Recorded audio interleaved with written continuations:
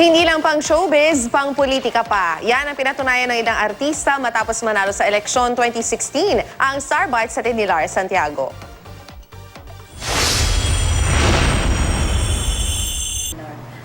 Bagong kongresista ng Lone District ng Lipa City, Batangas, Vilma Santos Recto.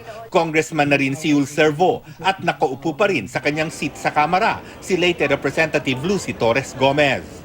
Nasa top 10 naman ang ginaganap na bilangan sa pagkasenador sina Senator Tito Soto, Manny Pacquiao at Kiko Pangilinan, asawa ni megastar Sharon Cuneta.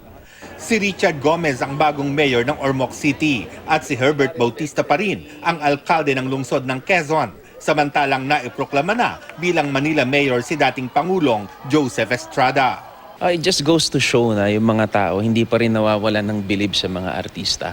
At meron talaga mga artista na naging public servants na talagang seryoso sa trabaho nila at saka talagang nag-e-excel. Sa pagbubukas nga raw ng 17th Congress, isang bagong kongresista ang pinananabikang makasama ni Alfred.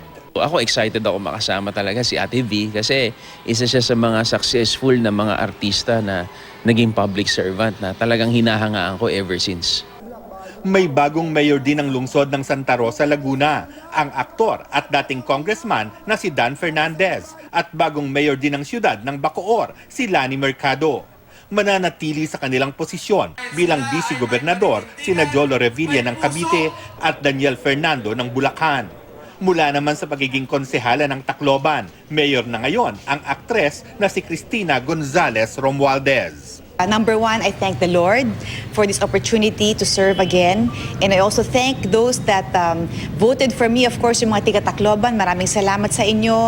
Lars Santiago, GMA News.